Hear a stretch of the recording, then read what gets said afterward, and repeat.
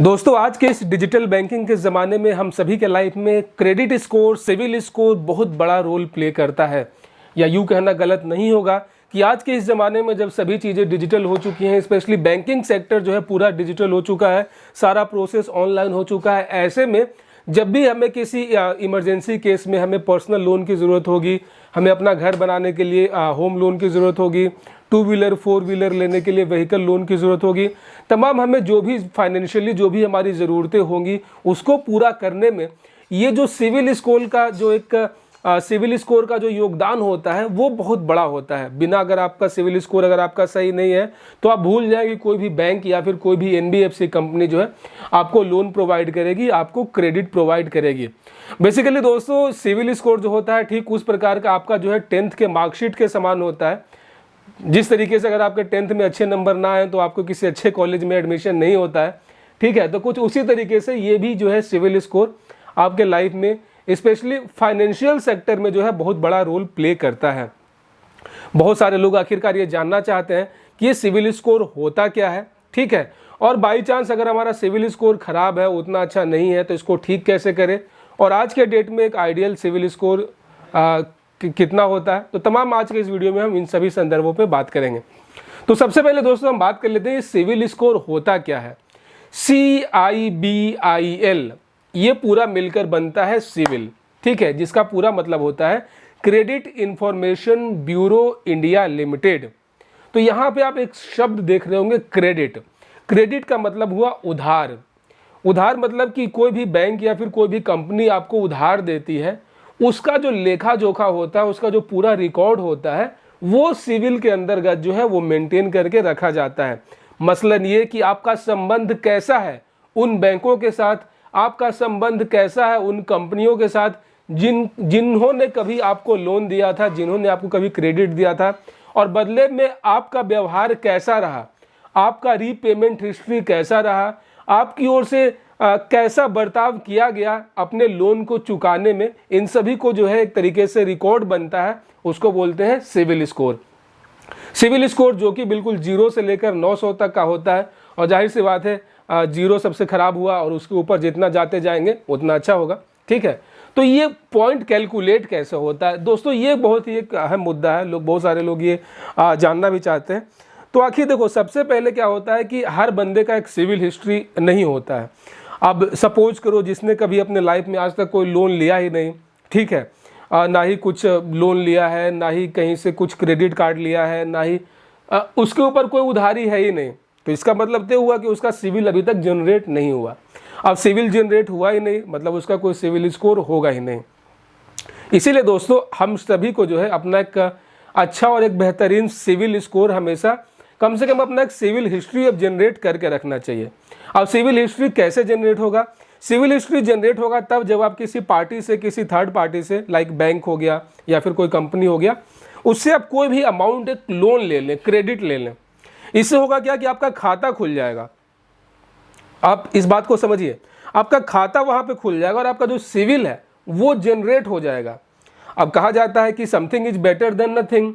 या तो आपका कुछ नहीं है, आपका रिकॉर्ड अभी तक बना ही नहीं है। सपोज करें कि अगर आप चाहते हैं कि आपकी बॉडी बहुत अच्छी हो, एक उदाहरण दे रहा हूँ, तो जाहिर सी बात है आपको वर्कआउट करना पड़ेगा, उसके लिए जिम जाना पड़ेगा।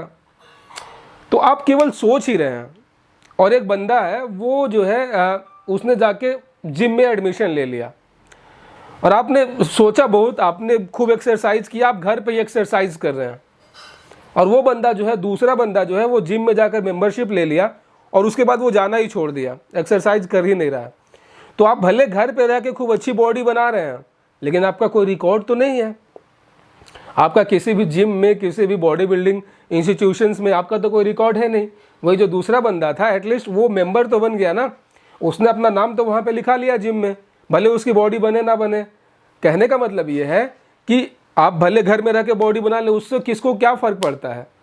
तो ठीक उसी तरीके से आपको अपना सिविल जनरेट करने के लिए आपको मेंबर बनना होगा, और मेंबर तभी बनेंगे जब आपका किसी बैंक के साथ या फिर किसी भी नॉन बैंकिंग फाइनेंशियल कंपनी से आपको एसोसिएट होना होगा, वहाँ से कुछ क्रेडिट लेना होगा। इसीलिए आपको जो अपना जो है सिविल स्कोर जो है, सिविल हिस्ट्री शुरुआत अब कर देनी चाहिए। अब आपको कर देनी चाहिए, अब आपको ज़्यादा लेट नहीं करनी चाहिए।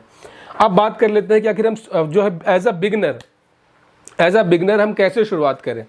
तो दोस्तों इसके लिए क्या है कि आपको अब शुरुआती है, आपको तो होम लोन की ज़रूरत है नहीं, व्हीकल लोन की ज़रूरत है नहीं, तो आप चाहें तो 2 व्हीलर लोन ले सकते हैं, क्योंकि हम सभी को आज के लाइफ में यार बाइक की तो रिक्वायरमेंट होती ही है। तो बजाय कि हम पूरा पैसा एक ही बार देकर बाइक कैश लेने के अच्छा है कि वो कैश अपने बैंक अकाउंट में ही हम रखें और हम जो है 2 व्हीलर लोन ले लें। इससे फ़ायदा क्या होगा? फ़ायदा ये होगा कि एक तो आपको ईएमआई बनेगी, तो आप ईएमआई चुकाते जाएंगे, आपका एक रीपेमेंट हिस्ट्री क्रिएट होगा और आपका जो सिविल है वो शुरू हो जाएगा। और जो भी कंपनियां होती हैं, जो भी आपको उधार देती हैं, जो भी आपको लोन देती हैं, वो अगले महीने से ही सिविल को रिपोर्ट भेजना शुरू कर देती है कि हाँ जी इस बंदे का जो है हमारे पास वो है। अब इसके धीरे धीरे आपका जो रीपेमेंट हिस्ट्री है उसके अनुसार आपको पॉइंट देता है। और सिविल एक ऐसा इंस्टीट्यूशन है जो कि आपके सारे फाइनेंशियली आपका जो भी ट्रांजेक्शन्स है उसको मॉनिटर करता है, ठीक है। और ये सारा कुछ कैलकुलेट कैसे होता है? आपका पैन कार्ड से। परमानेंट अकाउंट नंबर जो कि पैन कार्ड होता है उसका मेन इस्तेमाल यही है दोस्तों। शुरुआत में तो हम लोग सोचते थे यार ये तो क्या है, पैन कार्ड बनवा लिए, चलो अच्छा है, ट्रेन में दिखाने के काम आएगा, एयरपोर्ट पे दिखाने के काम में आएगा, लेकिन नहीं, इसका असली ज़रूरत यही है कि वो आपके सभी वित्तीय जो भी आपके खर्चे हैं, जो भी आपका हिस्ट्री है, वो सारा कुछ कैलकुलेट आपके पैन कार्ड से ही होता है, ठीक है। तो ऐसे क्या होगा कि आपने 2 व्हीलर लोन ले लिया, कुछ भी ले लिया, तो ऐसे आपका जो है सिविल जनरेट हो गया। अब ये तो हो गया कि सिविल जनरेट कैसे करें। अब वही अगर आप ये गलती कर देते हैं कि अगर आप ईएमआई आपकी स्किप हो जाती है, आप रीपेमेंट टाइम पे नहीं करते हैं, तो वो कंपनी जो है आपका नेगेटिव रिमार्क बनाकर आगे सिविल को रिपोर्ट करना शुरू करती है। उससे होगा क्या कि आपका जो सिविल जो जनरेट ही हुआ है वो डाउन होना शुरू हो जाएगा और अल्टीमेटली जो है आपका सिविल जो है पुअर हो जाएगा।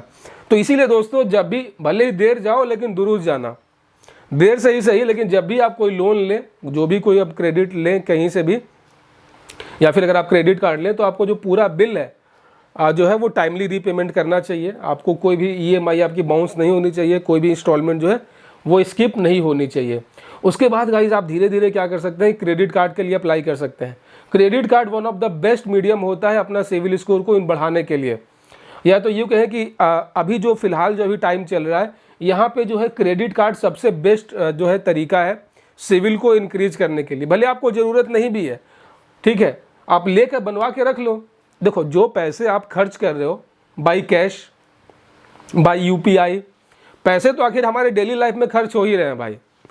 अब खाने पीने में, राशन में, जो भी चीज़ें हैं डेली लाइफ में, पेट्रोल ही डेली डलवा रहे हैं 100 रुपए का। तो वो खर्चे जो हम बाई कैश में कर रहे हैं वही अगर हम क्रेडिट कार्ड से करें, अब क्योंकि क्रेडिट कार्ड पे क्या है कि आप जितने खर्च करोगे उतने ही देने हैं, आपको तो कुछ इंटरेस्ट देना होता नहीं है। तो वही पैसे जो हम सीधा अपनी जेब से दे रहे थे वही अगर हम क्रेडिट कार्ड के थ्रू देना शुरू करें, तो इससे क्या होगा कि हमारा स्ट्रॉन्ग सिविल बिल्ड होगा और जो भी हमारा मंथली बिल बनेगा अब क्रेडिट कार्ड का, वो हमें टाइमली रीपेमेंट करना है, क्योंकि वही पैसे तो हम कहीं और से दे ही रहे थे।